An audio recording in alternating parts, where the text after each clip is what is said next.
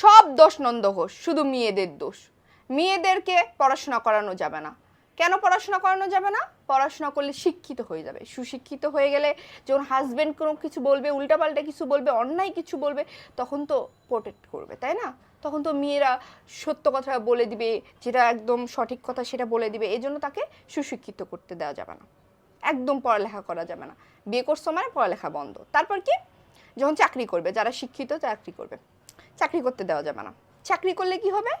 ভাব বেড়ে যাবে, নিজে টাকা ইনকাম করবে, হাজবেন্ডকে ছোট করে কথা বলবে। এটা তো চলবে না। তুমি বউ, তুমি আমাকে ছোট করে কথা বলবা, এইটা তো চলবে না। অতএব চাকরি বন্ধ, ঘরে বউ, ঘরে থাকবা, কাজ করবা, ঠিক আছে? কিন্তু আমরা যখন টাকা চাবো ভাই, আমরা যখন হাজবেন্ডের কাছে টাকা চাবো যে আমাকে একটু টাকা দাও, একটু আমরা শপিং টপিং করবো, বা আমাদের তো হাত খরচ লাগে, তখন বলবে কি, টাকা কি তুমি কামাই করো? কত টাকা দিব মাসে? কত টাকা লাগে তোমার? তোমার পেছনে আমি টাকা খরচ করতে পারবো না। আমি ইনকাম করি তোমার জন্য, তোমার পিছনে খরচ করার জন্য সব টাকা। আরে ভাই, কিছুক্ষণ আগে তুমিই বললা চাকরি করতে দিবা না, টাকা ইনকাম করা যাবে না, ঘরে থাকতে হবে। টাকা চাইলে আবার কি তোমার রূপ পাল্টে গেল? তোমার পিছনে কেন আমি টাকা খরচ করব? তোমাকে কেন আমি টাকা দিব? এরকম কেন? মানে এরকম কেন সব সময়? এখানেও মেয়েদেরকে ছোট করে রাখা হয়।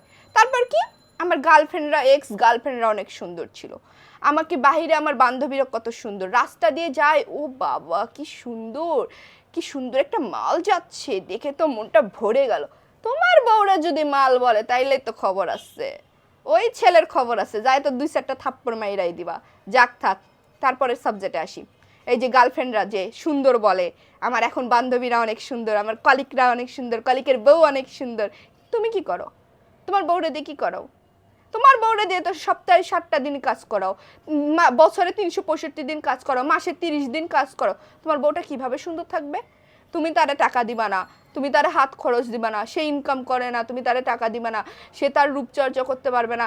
মানুষের তো একটা রূপচর্চা করতে হয়, বাসায় তো একটা প্রাকৃতিক রূপচর্চা করতে হয়। তুমি পার্লারে গেলে পার্লারে যাওয়ার টাকা দিবা না, বলবা তোমার পিছনে টাকা খরচ করতে পারবে না, তাহলে ও খুব এমনি সুন্দর হবে? দাও, তুমি টাকা দাও, সপ্তাহে 3 দিন পার্লারে যাই, মাসে 3 দিন পার্লারে যাই, মাসে 7 দিন পার্লারে যাই, দেখো তখন কম্পেয়ার করো তোমার কলিগের বইয়ের সাথে, তোমার বান্ধবীর সাথে, তোমার এক্সের সাথে, তোমার এখনকার গার্লফ্রেন্ডের সাথে।